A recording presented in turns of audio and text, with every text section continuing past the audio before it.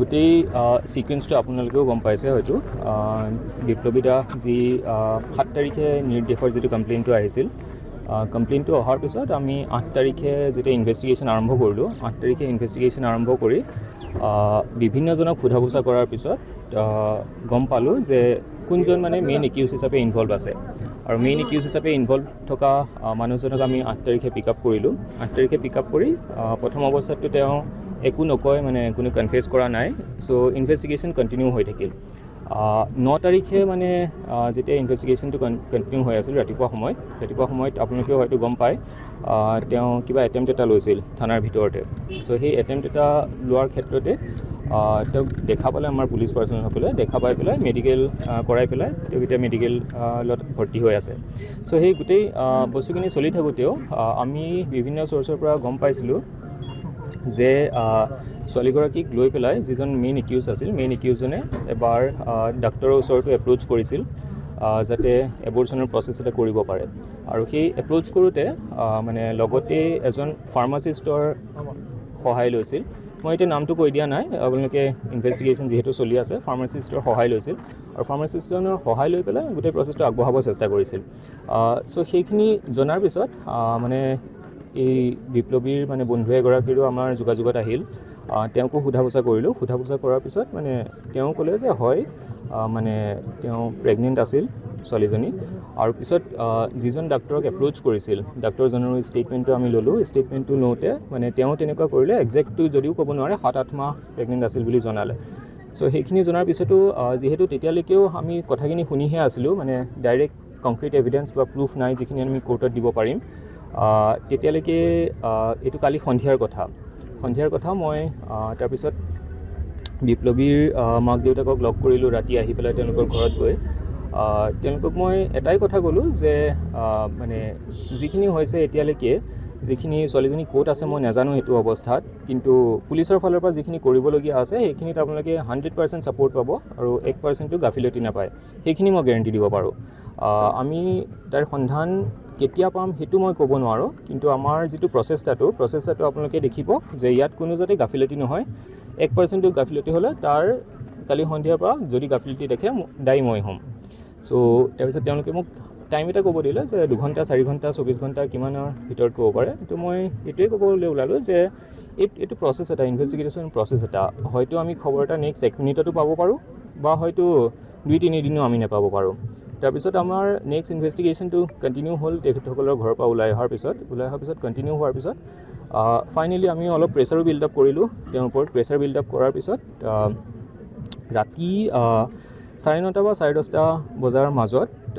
তেওঁ একিউজজন ভাঙি পৰি পেলাই তেওঁ নিজে কনফেছ কৰিলে হয় মই তেনেকুৱা বেয়া কাম এটা কৰিলোঁ যিটো কৰিব নালাগিছিল আৰু সেই বেয়া কামটো কৰাৰ পিছত তেওঁ ক'লে যে মই গোটেই বিৱৰণীটো দিলে কেনেকৈ মাৰিলে সেইটো মই এতিয়া ডাইৰেক্টলি কৈ দিয়াটো ভাল নহয় বিৱৰণীটো দি পেলাই তাৰপিছত তেওঁ ক'লে যে ওচৰতে আমাৰ ছেপ্টিক টেংক এটা আছিল সেই ছেপ্টিক টেংকতে ক'ত ডাম্প কৰোঁ একো নাপাই পেলাই ছেপ্টিক টেংকৰ ভিতৰতে মই ডাম্প কৰি দিলোঁ তাৰপিছত তাৰ পৰা ভয়তে পলাই আহিলোঁ চ' এইখিনি জনাৰ পিছত আমি এইটো ক্লিয়াৰ হ'লোঁ যে হয়তো বডিটো আমি বিচাৰিলে পাম সেইকাৰণে তাৰপিছত আমি গোটেই মানে প্ৰচেষ্টাটো আৰম্ভ কৰিলোঁ যে ৰাতিৰ ভিতৰতে ইমিডিয়েটলি যিহেতু খবৰটো পাইছোঁ কেনেকৈ বডিটো ৰিকভাৰ কৰিব পাৰোঁ আৰু যিমান সোনকালে পাৰে পষ্টমৰ্টেমলৈ পঠিয়াব পাৰোঁ এই গোটেই প্ৰচেছটো কৰি পেলাই ৰাতিপুৱা 3:30-4টা বজাত মানে বডিটো ৰিকভাৰী কৰি পেলাই আমি JMCHত পষ্টমৰ্টেমলৈ পঠিয়ালোঁ এই মোমেণ্টত হয়তো পষ্টমৰ্টেমটো চলি আছে মই যিহেতু আপোনালোকৰ লগত কথা পাতি আছোঁ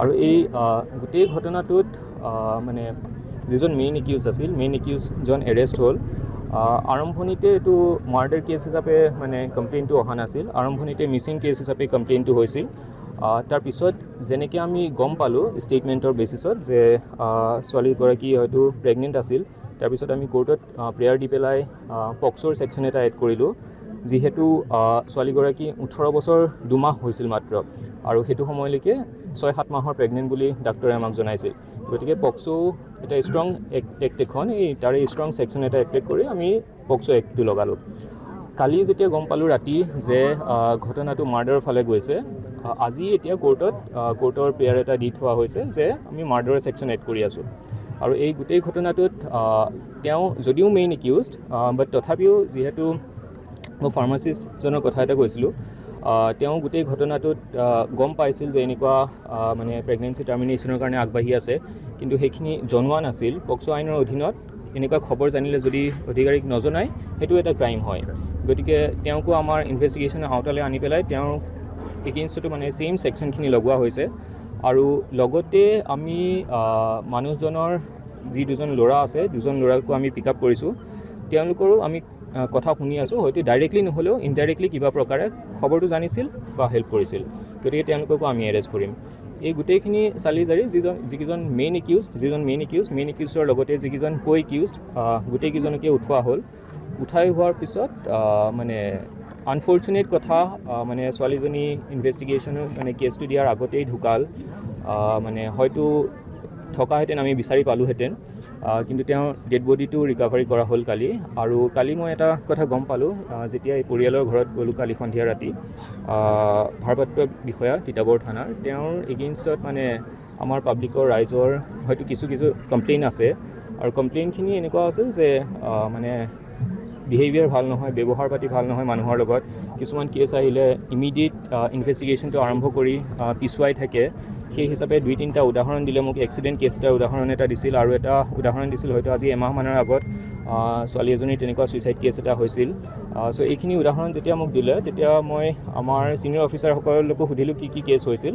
তেওঁলোকে মোক ছেইম কথাখিনি জনালে। জনোৱাৰ পিছত মই ৰাতিয়ে তেওঁক ৰিজাৰ্ভ ক্ল'জটো কৰালোঁ। ৰিজাৰ্ভ ক্ল'জ কৰাই পেলাই আজি ৰাতিপুৱা মই আমাৰ গুৱাহাটী হেডকোৱাৰ্টাৰৰ লগত কথা পাতিলোঁ।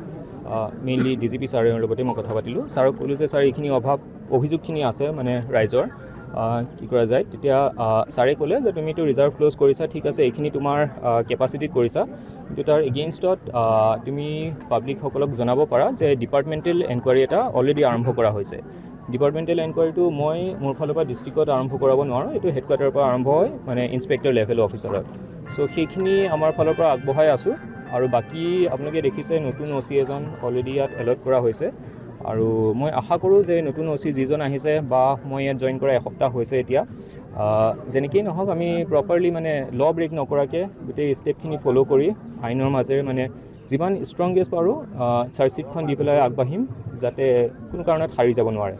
অলৰেডি আমাৰ SP সাহেবৰ মন্তব্যটো শুনিলোঁ। তেখেতে গোটেইখিনি যিটো ছিকুৱেঞ্চ হৈছে আৰু তেখেতসকলে কি একশ্যনছটো ইনিচিয়েট কৰিছে আৰু ইনভেষ্টিগেশ্যন কৰি আছে গোটেইখিনি আপোনালোকক জনালে।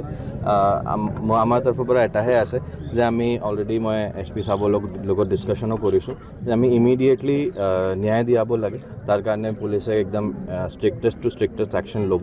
আৰু তেখেতসকলে অলৰেডি ইনভেষ্টিগেশ্যন ষ্টাৰ্ট কৰি যিমানখিনি এভিডেঞ্চ কালেক্ট কৰিব লাগে গোটেইখিনি প্ৰক্ৰিয়া আৰম্ভও কৰিছে। তাৰ লগতে এটা স্পেচিয়েল বিশেষ এটা ইনফৰমেশ্যনো ইতিমধ্যে মই পাইছোঁ। এইটো কিমান ট্ৰু আছে আমি নাজানো, মই ইনকুৱাৰী কৰিব লাগিব যে তেখেতৰ একিউজজনৰ ঘৰতে কিবা এটা আশ্ৰম বা কিবা এটা চলি আছে। তো সেইটোও যদি আছে তেনেকুৱা আমি ইমিডিয়েটলি মেজিষ্ট্ৰেৰিয়েল এটা ইনকুৱাৰী মই কৰাম। আৰু ইনকুৱাৰী কৰাৰ পিছত এনেকুৱা যদি ইলিগেলি কিবা এটা তাত চলি আছে আমি ইমিডিয়েটলি এজ পাৰ ল' এজ পাৰ ৰুল আমি চিল কৰিম। আৰু বাকী যি পুলিচৰ প্ৰক্ৰিয়া আছে পুলিচে কৰি আছে নিজৰ OCৰ এগেইনষ্টত যিটো আপোনালোকে কৈ আছে বা পাব্লিকে কৈ আছে যে OCৰ পাব্লিক ৰিলেশ্যন নাছিলে বা আগতেও তেনেকুৱা কেছ হৈছে। ইতিমধ্যে অলৰেডি আমাৰ SP মহোদয়ে আমাক জনালে যে আছাম পুলিচ হেডকোৱাৰ্টাৰ যিহেতু সেই OCজন ইনস্পেক্টৰ ৰেংক OC হ'লে ডিপাৰ্টমেণ্টেল প্ৰচিডিং ডিচিপ্লিনাৰী একশ্যন যিটো হয় হেডকোৱাৰ্টাৰৰ পৰা হয়। অলৰেডি DGP ছাৰৰ লগত ডিছকাশ্যন মতে আমাৰ SP মহোদয়ে জনাইছে যে আছাম পুলিচ হেডকোৱাৰ্টাৰে সেই ডিপাৰ্টমেণ্টেল প্ৰচিডিঙৰ যিটো প্ৰক্ৰিয়া অলৰেডি ইনিচিয়েট কৰিছে। আৰু অতি সোনকালে তেখেতৰ ডিপাৰ্টমেণ্টেল প্ৰচিডিং কৰি তেখেতৰ এগেইনষ্টত যি এজ পাৰ ৰুল একশ্যন ল'ব লাগে, if something is found action লোৱা হ'ব। চ' মোৰ এটাহে ৰিকুৱেষ্ট আছে সকলোকে যাতে লিগেল প্ৰক্ৰিয়া লিগেল মতে হ'ব দিব লাগে। কোনো আইন বা কোনো ল' নিজৰ হাতত কোনে ল'ব নালাগে। আমি ৰেডি হৈ আছোঁ, আমি ফিল্ডতে আছোঁ।